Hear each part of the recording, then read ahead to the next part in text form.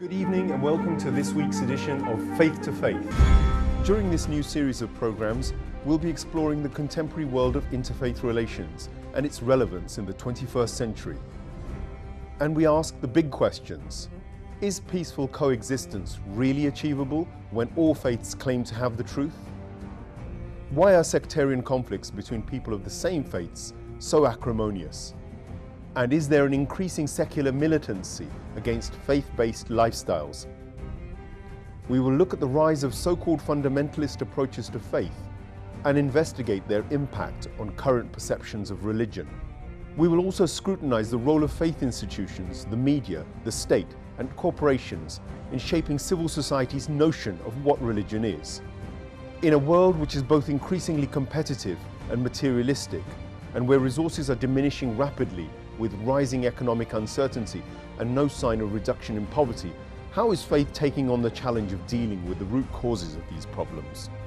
What are faith institutions doing about, say for instance, the continued exploitation and destruction of the environment? How are we dealing with infanticide, human rights violations, and the sale of arms, still one of the largest industries on the planet? It's not hard to conclude that we have a potential for increase in violence, war, conflict and terror. Is there a role for interfaith activism on the world stage? The Interfaith Network for the UK says its way of working is firmly based on the principle that dialogue and cooperation can only prosper if they are rooted in respectful relationships which don't blur or undermine the distinctiveness of different religious traditions. And how do we do this in a Western world that is struggling to find its own identity whilst trying to understand the plethora of new faiths that have arrived in such large numbers over the past half-century or so? This series will look at what answers faith communities have for these and other big issues directly affecting our everyday lives and the future of our children. Tonight, we will begin with a kaleidoscope of views from believers about their belief. We hear the outgoing Archbishop of Canterbury's thought for the day on interfaith engagement. And we host a lively studio discussion about the need for interfaith. And finally, we feature the first of our weekly Art of Faith performances. And here are some of our faith activists and their reflections on their beliefs.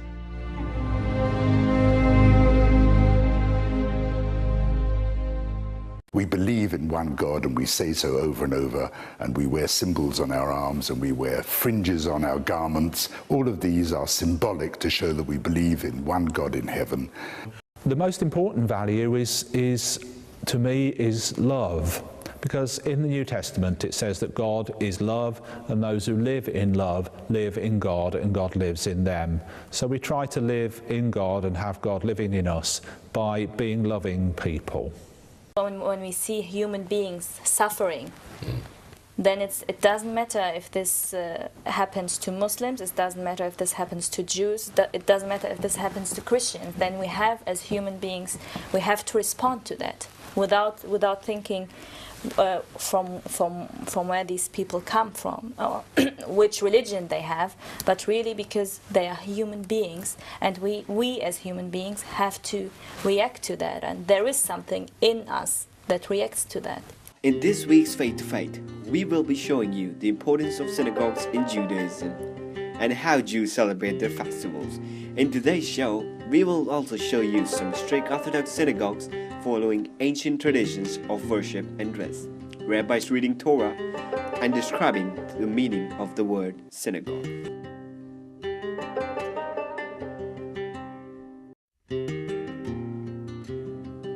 The importance of synagogue to Judaism is that it is not only a communal meeting place and a place of prayer and a place of study, but it's also a place where you socialise, where you meet people, where people take you into their own families, not only their communal families, but literally into their own homes, where there's invitations to make sure that you're well taken care of, that as much as you may be outside of your own community, you have immediately found a new community, for however brief that time may be, to be part of, and who envelop you and make you feel very much at home. If you go into a synagogue, you'll see that there's lots of stained glass often in the synagogues that can afford to do that, and they will have pictures often from the Bible, or they may have from a festival like Sukkot, where we have various symbols like the pomegranate. There will be various things like that which will symbolize Judaism. And there will be often, there was a synagogue I was in last week where there was a big stained glass which had 2 books, and it was basically about how education is very important to Jews and about justice. Those are 2 things which are 2 reoccurring themes in Judaism. So they were there as a symbol. We have lots and lots of festivals. We have major festivals and we have minor festivals. We have festivals that are celebrated in the home, and we have festivals that are celebrated in the synagogue. Hanukkah, you may have heard of Hanukkah, that's the festival of lights. A lot of people have heard that because it happens around the same time as Christmas. It happens in December. And it's 8 days long. And that's when the Assyrian Greeks took over in Israel, what is Israel, and took the temple, the first temple where the Jews prayed. The Jews lived in Israel, they lived in Jerusalem, it was the center, and they had a holy temple. And the Assyrian Greeks at that time came in and destroyed the temple. And some oil was left in the temple, and a group called the Maccabees came from the mountains, Jews, and fought back and took back the temple. And there was enough oil in the temple to last 1 day, and it lasted 8 days. And that became the festival of Hanukkah, the miracle of Hanukkah. So we light that 9-branch candlestick, if everyone has seen that. And we give little gifts, and we sing songs, and it's the festival of light. And we eat food fried in oil, usually donuts, because every Jewish festival has a food related to it. There's always a food that you eat at the same time as the festivals, connected to the festival. So that's a home festival. My name is Lionel Rosenfeld, and I'm the rabbi of Western Marble Arch Synagogue, which is situated in central London, one of the largest synagogues in the country, which sees throughout the year hundreds of visitors from all over the world, in addition to our regular members. And I'm standing in front of the Aron HaKodesh, the Holy Ark. In the time of Moses, whenever the people moved from place to place, the ark was the central feature. And in the ark, they used to keep the holiest of all books, the scrolls of Moses, the 5 books of the Torah, the first 5 books of the Old Testament. So the ark is the first of the objects which you will find in every synagogue around the world. The second important object that you will find in every synagogue is always above the ark. It's a light. We call it the perpetual light. And it's the symbol of God's presence, an everlasting light. The third bigger object which we have in a synagogue is the bimah. The bimah is the platform in the center of the synagogue, which replaces, in temple times, the altar on which sacrifices were offered. Now, of course, we no longer have sacrifices. So the rabbis said, instead of an altar, we will have a bimah, a central area. And on that bimah, we will offer, instead of sacrifices, prayer.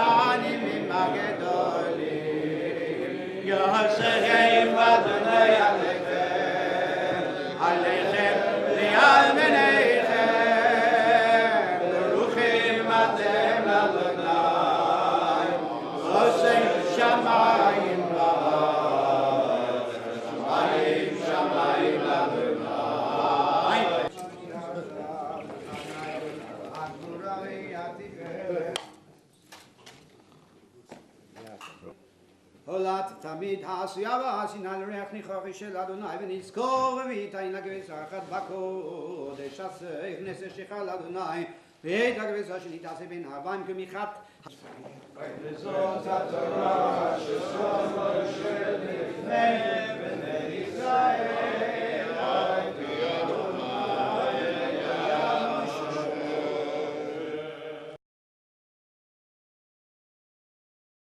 I'm Debbie Young-Summers and I'm Jewish. And you're a rabbi? I am. Okay, and what does that entail? How do you become a rabbi? For the progressive movements in the UK, it means 5 years of study after your first degree. So I managed to spend a good sort of 8 years in full-time study, which was fabulous. And the study ranges from things like pastoral care and academic studies to going to Israel for a year and practicing our Hebrew, learning different languages like Aramaic, studying texts, but also getting practical experience in communities and things like that. She was Jewish, and there was somebody who was a big help to the king. Do we know what the king's helper was called? The king's helper. What's your name? No, what's your name? Haman was the king's helper. He was the prime minister. There are lots of Jews who will come to synagogue week after week and don't really believe in God. So to call it a belief or a faith is quite a challenge, and they're no less Jewish than anyone else. I do believe in God, but actually I'm driven into what I do because of a desire to build community and to be with people and to help make a difference in people's lives. I grew up with only women rabbis in my community. I didn't know men could be rabbis till I was a teenager, but in traditional Judaism it is unusual. But in the progressive movements, which in America are the majority, it's certainly not unusual anymore. The first woman was actually made a rabbi in 1935 in Germany, but it was sort of forgotten about for many, many years because she was the only one, and she died in Auschwitz. And after that, there weren't any more women rabbis until the 1970s.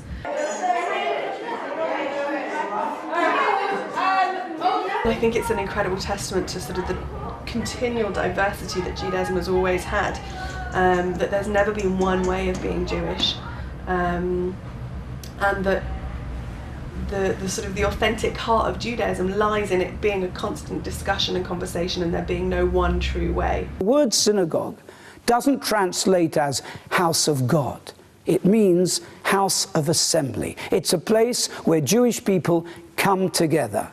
So we assemble for prayer, but then afterwards, and almost as important, we assemble in our synagogues and in our social halls for refreshment and social activity.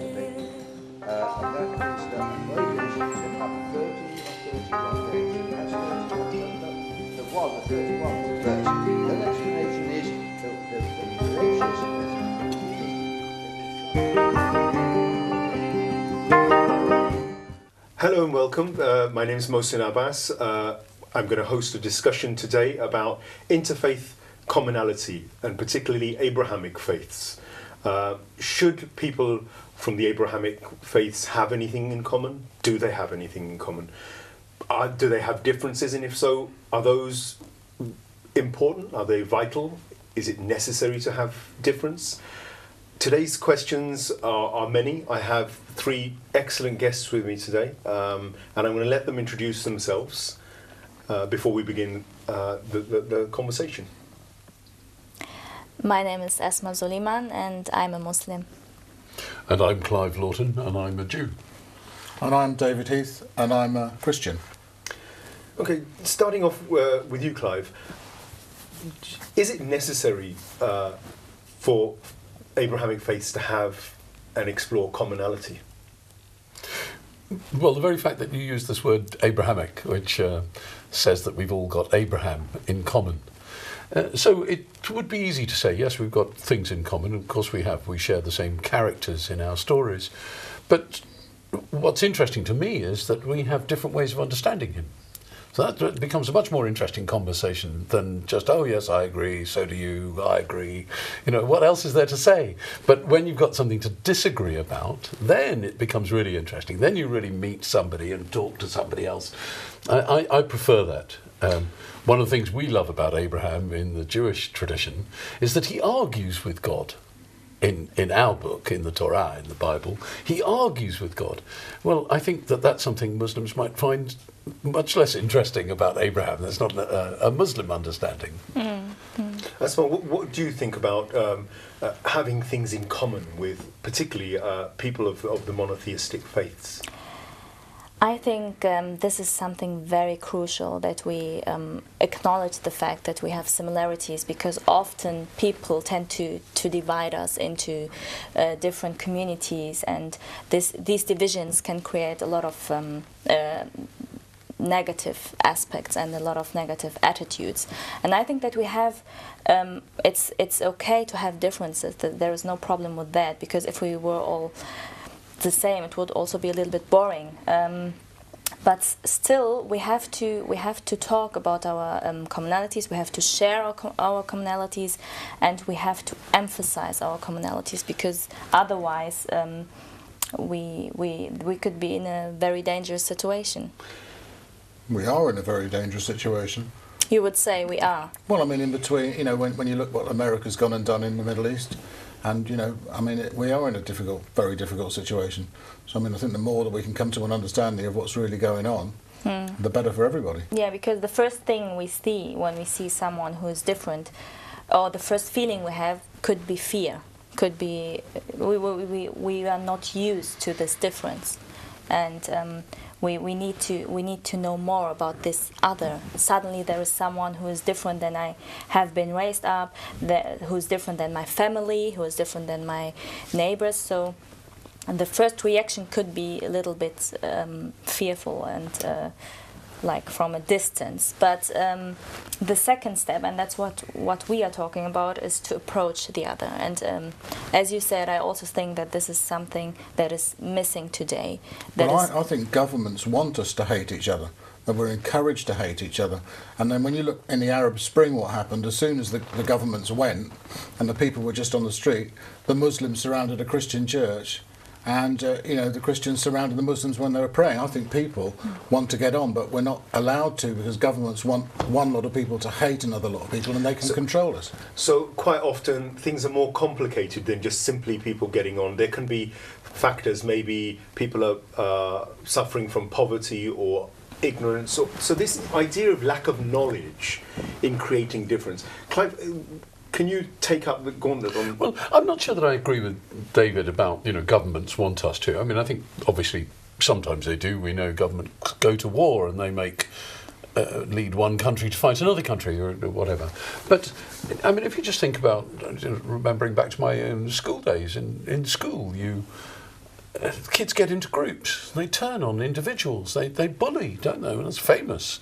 And they bully people for the most trivial of reasons, that they don't like the way they speak, or they're a bit different or something. So it seems to me really important that yes, we must find out about commonalities and what we've got in common, and I think all three of our religions argue for the essential humanity of human beings. That's a common thing. And it says in the Bible that human beings are created in the image of God. So we have a right to a basic dignity. We're human, we have a right. Doesn't matter how different we are, doesn't matter if we've got one leg or two, doesn't matter if we're black or white or tall or short or stupid or clever or anything.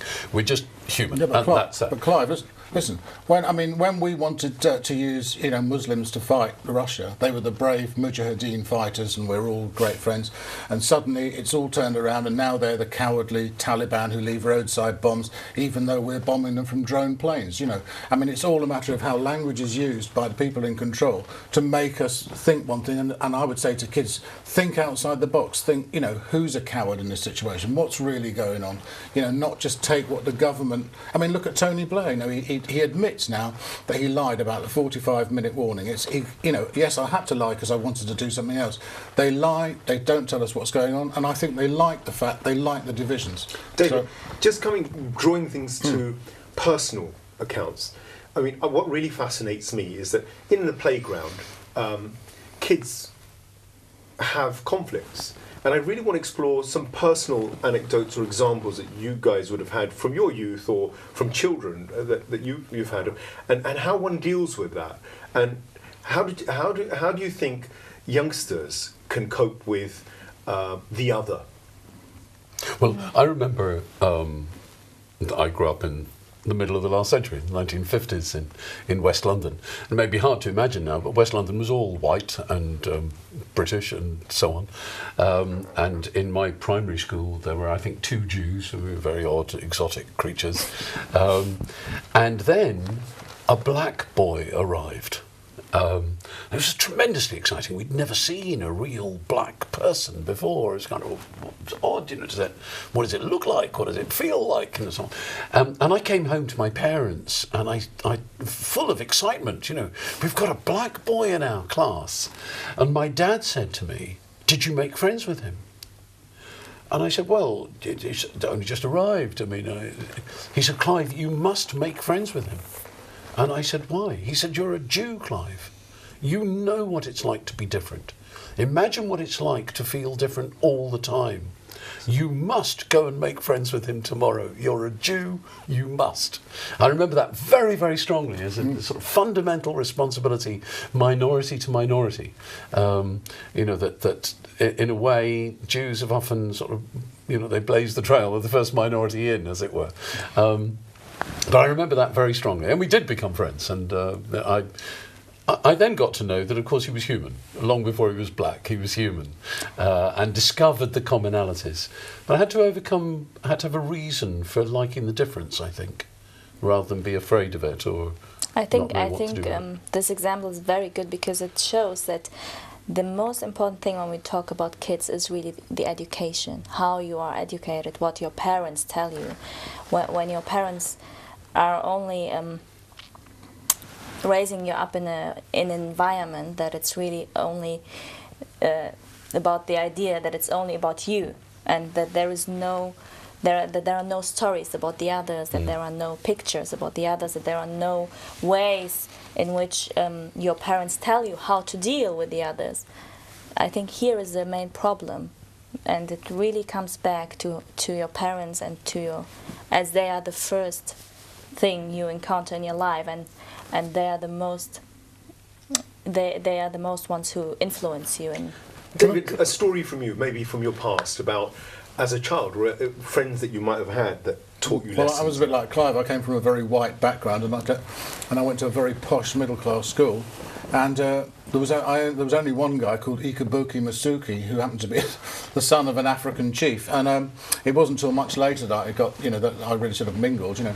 But the thing that had a massive effect for me was that I wrote the music for a film with a Muslim film director about Daniel Pearl, a Jew, a Jewish reporter that got killed in Afghanistan. And the thing was such an odd combination of a Muslim filmmaker, and then we became great friends. And I became great friends with Daniel Pearl's father. And it was like all three of us just became friends, and we never sort of fell out about religion because we just didn't discuss it. We just decided we were all good blokes, and we got on incredibly well. And that taught me, that's why I've been on this sort of mission of trying to sort of honour like Arabic culture in particular, because there's such a big problem in my music, to make sort of Muslims feel like, oh, someone does actually care about us rather than bombing the shit out of us, you know, if I can say that. I wanted to ask you two questions. What do you think about single faith schools? I'm actually quite comfortable with them because actually, you know, every school is selective. It might be deliberately selective, you know, you said a posh middle class school, a single sex school, you know, there are all kinds of selective. But even if it's not like that, then it ends up being geographically selective. It only has kids from West London, or it only has kids from Cumbria, or it only has farmers' children or miners' children, or whatever it might be. And look, I'll state my own position here. I was head of a school, so I've been there. But it seems to me that what schools must do is that they must figure out who's not here, and how do we educate our children to manage the fact that they're not here. So pretty well every rural school will take their kids to London for a day, because you should see what the capital's like, you know, and every urban school will take their kids to a farm to see what it's like. So you've got to compensate for what's not there. So if you're in an all-white place, then you really need to take your kids into some multicultural place and let them see what life is like there.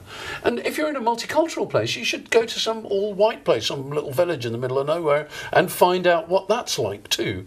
And if you're a boys' school, then you should educate your children about how to have relationships with girls and what a decent, equal, trusting, honourable relationship is like. And if you're a school that's selective on the basis of academic ability. You must explain to your pupils that not every child is going to whiz off to Cambridge. Clive, you haven't answered the question. So then a single religion school I'm very cool with, so long as it has a curriculum that educates those children as to what the rest of the world is like. But I like the idea that if they so choose, and I don't say that every Jew should go to a Jewish school, but if Jewish kids go to a Jewish school, there's a certain comfort and ease in that, which is very attractive.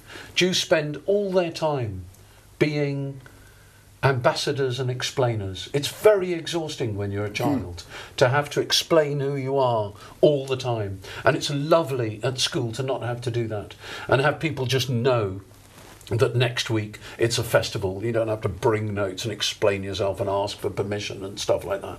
So there's an upside and a downside. Probably it depends on the age. Probably at the very early ages of kids it would be good to have this community-based education where they like strengthen their own identity. But I think that at a particular stage it's much more interesting and much more helpful if we have multi-faith school and if we have like a diversity of different faiths or even non-faith. But I think it really helps then in a particular age to experience the other rather than to learn about it in a theoretical way. That's my feeling as well. I think Prince Charles, it's really good that Prince Charles says he wants to be head of all the faiths in this country rather than just, be a spokesman for the Church of England. Oh, I definitely like that. But I think, again, as I say, if you had an all-Muslim school for secondary age children, then of course that school ought to have a programme of ensuring that those children have, debating interfunctions with other kids and that they meet other kids. But there is, teenagers are really thinking about who they are and where they're at. It's a very important time of identity formation, in some ways much more important than primary age. And I think it's really valuable to be in a place where you can get answers from thoughtful people. And if you're one of 6 Muslims in a school where everybody else hasn't got a clue what you're up to, that's quite difficult. Just drawing the conversation back to say, again, things that all kids do. And, once people start talking about religion, often people are only focusing on the fact that is different, that you're different. I think, is it important to remind ourselves, and for kids to perhaps also remind themselves or realise that actually those standard things about going to the cinema, celebrating, having fun, these things are done maybe in different ways, but nonetheless are done by all.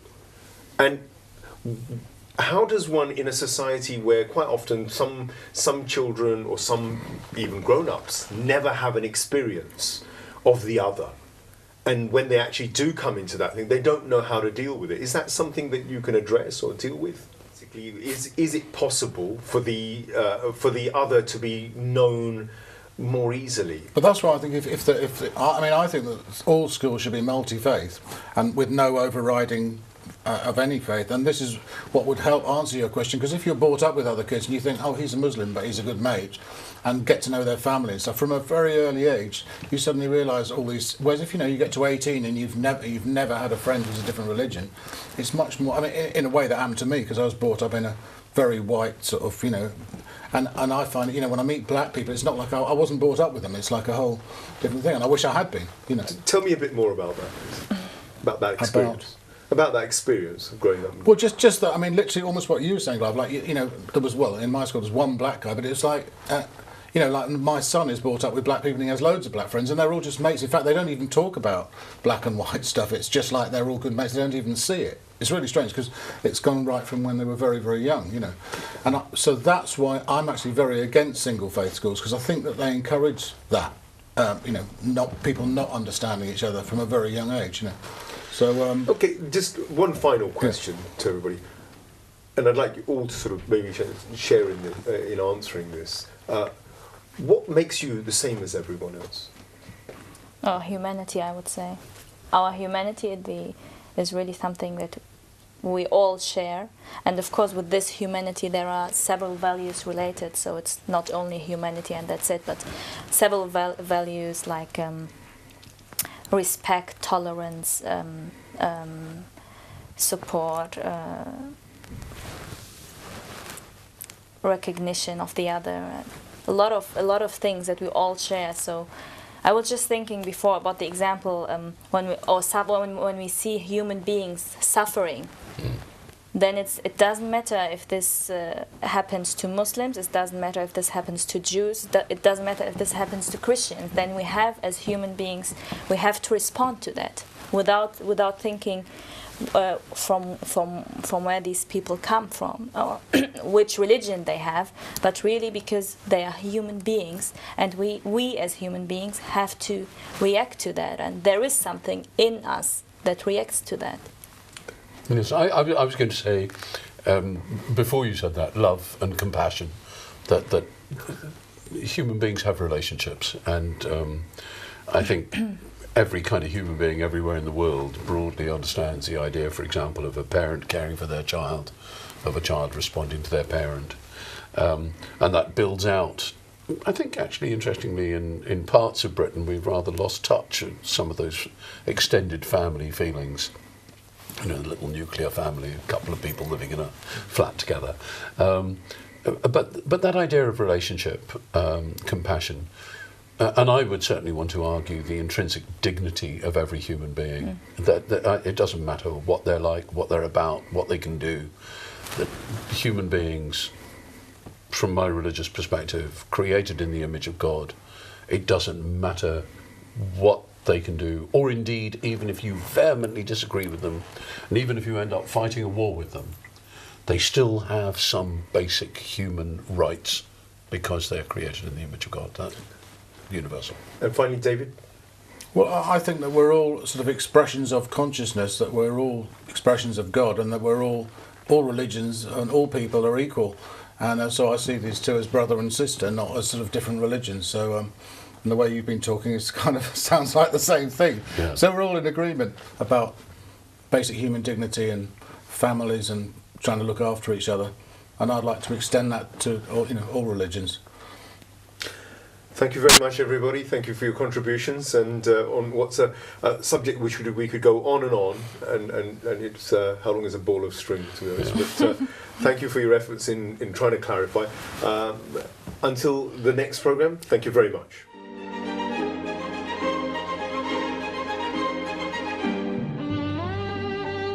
Hi, I'm Abby. I'm going to be singing a Jewish song for you in Hebrew. I sing and I act and I direct and I write. I do all kinds of different performing things. This song is called Ani Ma'amin, and the lyrics in English translate to I believe in perfect faith that one day the Messiah will come. Ani Ma'amin B'emunah shalema b'vias haMoshiach ani ma'amin